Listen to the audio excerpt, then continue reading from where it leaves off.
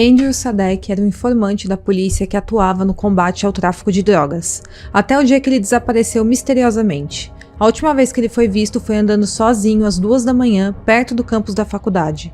Um mistério permanece e uma longa investigação é iniciada. Entenda agora o caso.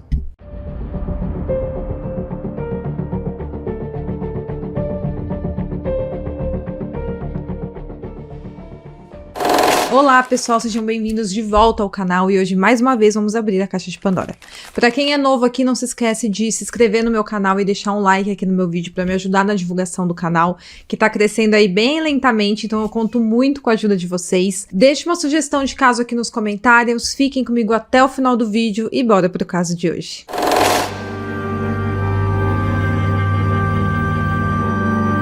Andrew Sadek nasceu dia 22 de novembro de 1993 em uma cidade pequena chamada Valley City, na Dakota do Norte, nos Estados Unidos. Ele foi criado na fazenda de gado da sua família junto com seus pais. Ele tinha um irmão mais velho chamado Nicholas, que em 2005 morreu em um trilho de trem. Então foi um acidente que aconteceu nesse trilho de trem quando ele estava em um carro com a sua namorada e no momento que ele estava passando por esse trilho que não era sinalizado, ele foi atingido pelo trem.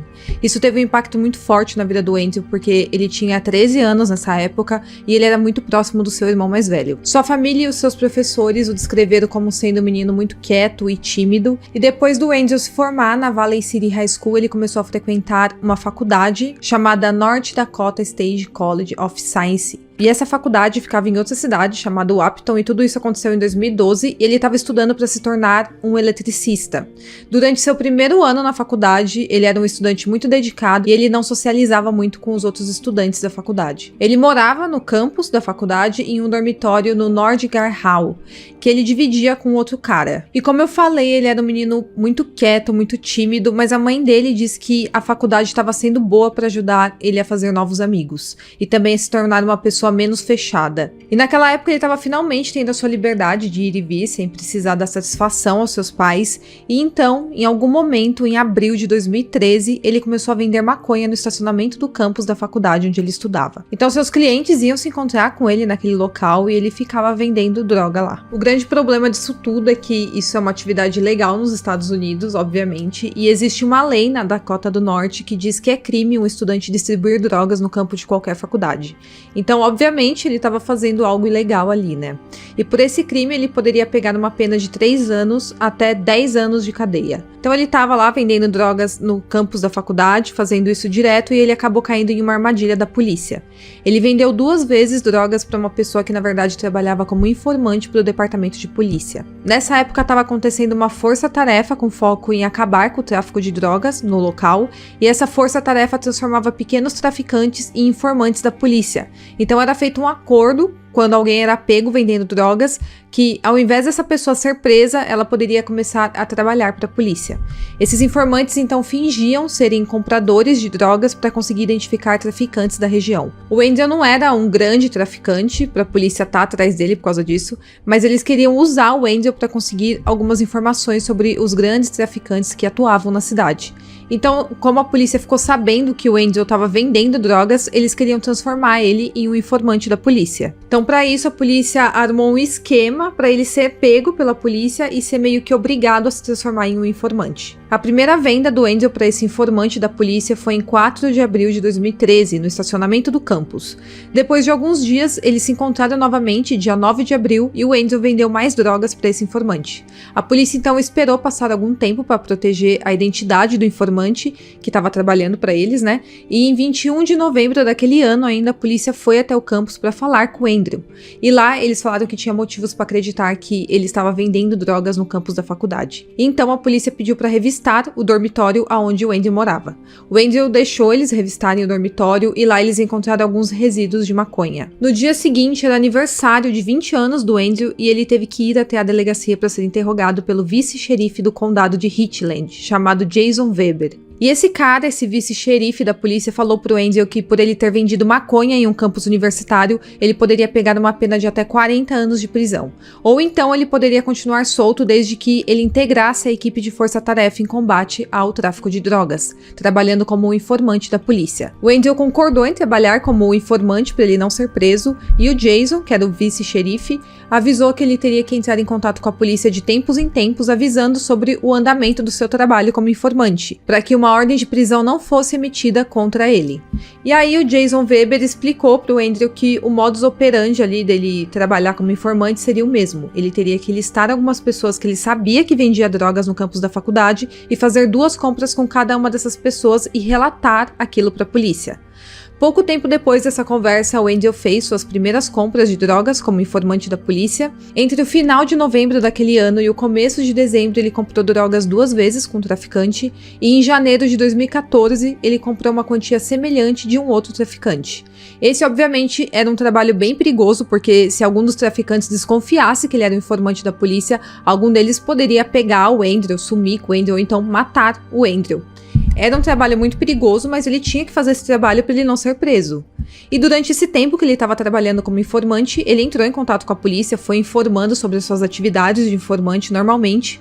Porém, após a 3ª compra que ele fez de drogas em janeiro, ele simplesmente parou de entrar em contato com a força-tarefa. E para encerrar o seu compromisso com a polícia, ele só precisava fazer mais uma compra com o mesmo traficante que ele tinha comprado droga em janeiro, e depois ele teria que comprar mais uma vez de algum outro traficante, então a sua obrigação com a polícia estaria finalizada. Mas por algum motivo ele decidiu não seguir em frente com as compras de drogas. Então ele simplesmente parou de entrar em contato com a polícia, não fez mais a sua atividade de informante. A família do Andrew disse que nessa época ele estava se preparando para sua vida profissional, para depois que ele terminasse a faculdade. Ele inclusive já tinha sido entrevistado para trabalhar como eletricista em 2 outras cidades diferentes, e também ele começou a namorar com uma menina nessa época. Então a vida do Andrew parecia que caminhava bem, apesar dos seus problemas com a polícia. Ele estava ali tentando arrumar emprego, ele arrumou uma namorada, estava tudo caminhando muito bem na vida do Andrew.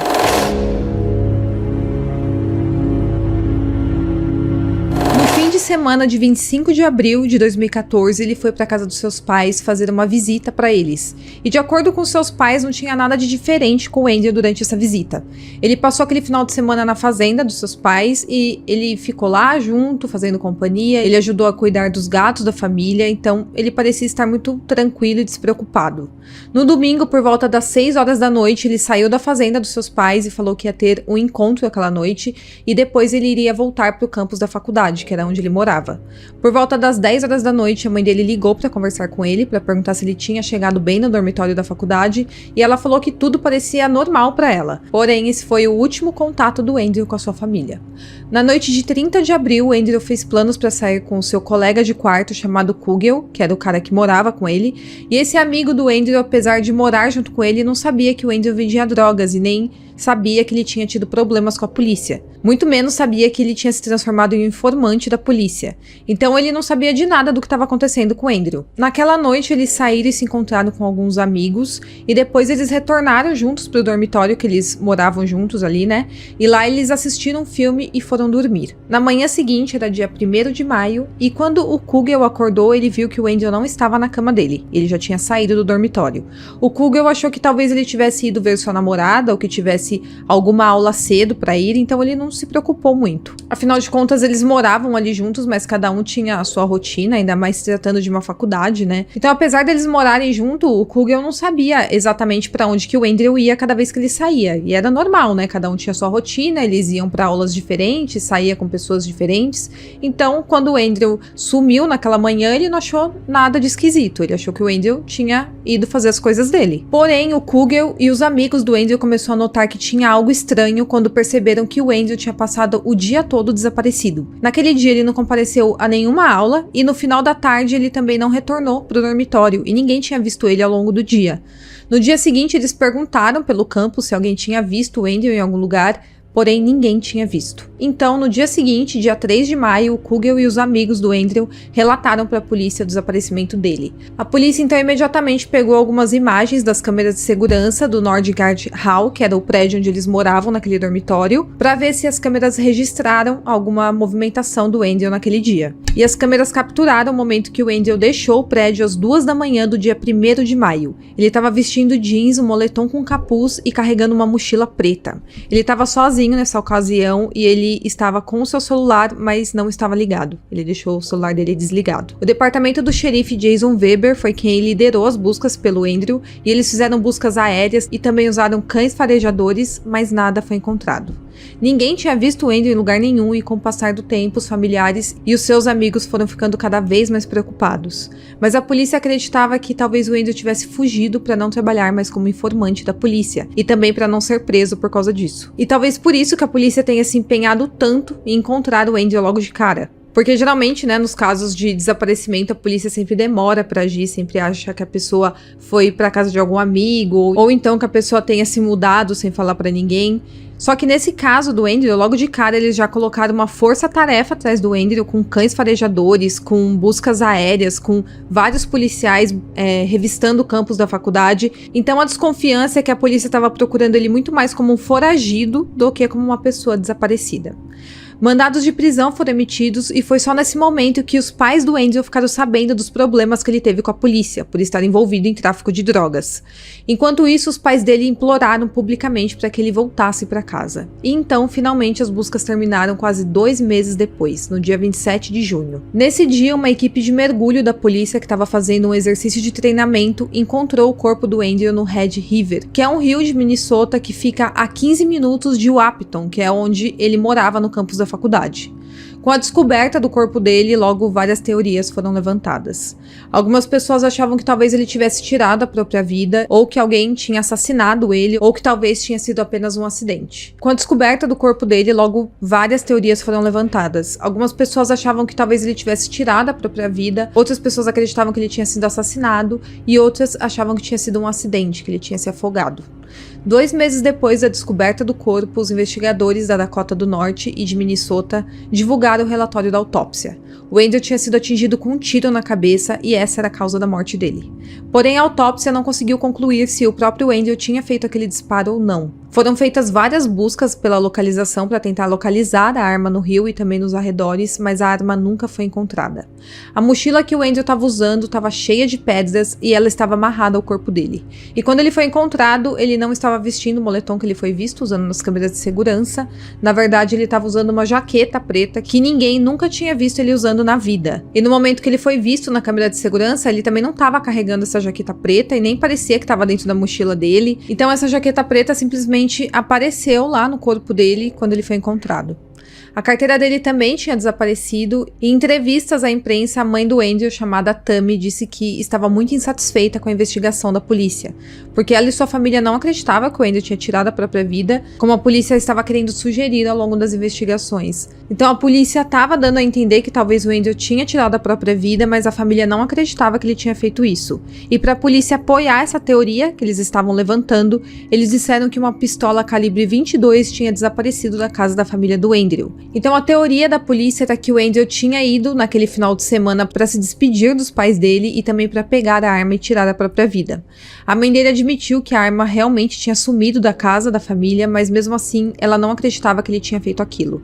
Ainda mais há 2 semanas dele se formar na faculdade. Ela falou que ele nunca teve traços de depressão e que essa teoria não fazia o menor sentido. Ela dizia que o fato da mochila estar cheia de pedras e a carteira dele ter desaparecido apontava na verdade para um homicídio. Em dezembro, a mãe do Andrew, a Tammy, revelou algumas evidências que ela acreditava que provavam que seu filho tinha sido assassinado. Ela falou que quando eles pegaram o carro do Andrew que tinha ficado no estacionamento do campus da faculdade, após o seu desaparecimento, eles descobriram que o carpete estava completamente molhado e que o pneu, que era o step, né, aquele pneu que fica no porta-malas, também estava cheio d'água. Por causa disso, a família do Andrew acreditava que naquela madrugada que o Andrew sumiu, alguém pode ter matado o Andrew, colocado seu corpo no porta-mala do carro e levado até aquele rio para despejar o corpo ali. E depois a pessoa que teria feito isso retornou para o campus da faculdade e deixou o carro estacionado lá. Infelizmente, a câmera de segurança que monitorava o estacionamento do campus da faculdade não estava funcionando na noite do desaparecimento do Andrew. Mas uma testemunha conversou com a Tammy e relatou ter visto 3 pessoas limpando um carro semelhante ao do Andrew na madrugada do desaparecimento dele. Em agosto de 2014, a família toda sem nenhuma resposta do que de fato tinha acontecido com o Andrew, a mãe dele pediu para que o procurador procurador-geral da Dakota do Norte, chamado Wayne Stanahan, investigasse a força-tarefa da polícia que tinha feito o Andrew virar um informante da polícia. Ela acreditava que talvez o assassinato do seu filho tivesse sido feito por um dos traficantes que o Andrew comprou as drogas para informar para a polícia. O procurador-geral acatou o pedido da Tammy e ele reuniu 3 policiais veteranos para ajudar nessa investigação. O relatório final dessa investigação, publicado no início de 2015, concluiu que a força-tarefa seguiu as leis e procedimentos estabelecidos. Então, de acordo com esse relatório, a força-tarefa que transformou o Andrew em um informante agiu de acordo com a lei, não tinha nada de errado. Em dezembro de 2015, o programa 60 Minutes da CBS News comparou o caso do Andrew a de um outro estudante que também havia sido preso por essa força-tarefa por vender maconha no campus da faculdade. Mas ao contrário do Andrew, esse estudante se recusou a se tornar um informante da polícia. Depois de sair do interrogatório, esse estudante contratou um advogado e recebeu uma sentença de 2 anos de prisão para cumprir em liberdade condicional. E também teve que pagar uma multa de $800, o que era uma pena muito menor do que os 40 anos que os policiais usavam para ameaçar esses meninos que vendiam drogas. Então, o que aqueles policiais da força-tarefa fazia era colocar medo nesses caras que eram pegos vendendo drogas, falando que eles iam pegar uma pena muito maior do que de fato a lei permitia. Eles faziam isso para meio que forçar esses meninos a se tornarem informantes da polícia. E eles não permitiam nem que esses meninos entrassem em contato com o advogado deles durante esse interrogatório. E o Andrew não foi o único informante que acabou morrendo após entrar para essa força-tarefa. Foi levantado na época o assassinato de uma jovem de 23 anos chamada Rachel Hoffman, que aconteceu em 2008. Ela também aceitou se tornar informante da polícia após ser pega com maconha. Na ocasião, a polícia queria que ela fizesse uma compra de 1.500 pílulas de cocaína e mais algumas drogas pelo valor de $13 mil que a polícia entregou para ela. Essa armadilha para os traficantes, na verdade, foi bem mal feita, porque com certeza ela iria levantar as suspeitas dos traficantes com essa compra tão grande de drogas. Quando ela foi fazer essa compra dessas pílulas lá com o traficante para depois denunciar eles, ela foi monitorada pela polícia, mas eles acabaram perdendo a localização dela, porque os traficantes quiseram mudar o local onde eles iriam entregar as drogas para ela, porque com certeza eles estavam desconfiados daquela movimentação. Ela acabou entrando no carro do traficante e por ele desconfiar de que tudo era uma armadilha da polícia, ela foi baleada e seu corpo foi encontrado 2 dias depois. Então foi uma armadilha muito mal feita que acabou expondo essa menina e o que levou que ela fosse morta pelos traficantes. O departamento de polícia de Tallahassee admitiu que ela não tinha qualquer treinamento para trabalhar como uma informante disfarçada da polícia e que, além disso, ela também não tinha muito conhecimento sobre cocaína e nem sobre armas de fogo. Então, assim, ela não servia para ser uma informante da polícia. Ela não teve qualquer treinamento, mas com medo de ser presa, né, por ser pega com maconha, ela acabou aceitando fazer parte daquela força-tarefa e acabou levando à morte dela. Os policiais envolvidos na operação foram suspensos e a família dela entrou com uma ação de homicídio culposo contra a cidade. Em 7 de maio de 2009, uma lei, apelidada de Lei Rachel, foi aprovada pelo Senado do estado da Flórida. E essa lei visava incluir uma série de requisitos para o uso de informantes nas forças-tarefas, como, por exemplo, um treinamento prévio.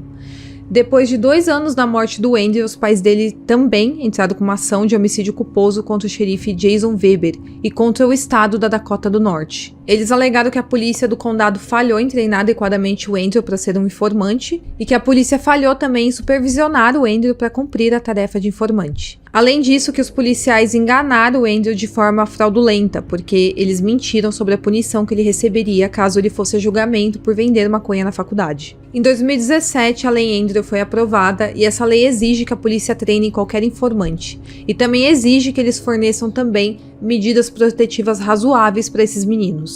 A lei também garante por escrito que o informante tem direito a falar com o advogado e também tem o direito de desistir de trabalhar para a polícia a qualquer momento. A lei também proíbe o uso de informantes com menos de 15 anos de idade. E no final das contas, nunca foi encontrado quem de fato fez isso com o Andrew ou se ele fez isso com ele mesmo.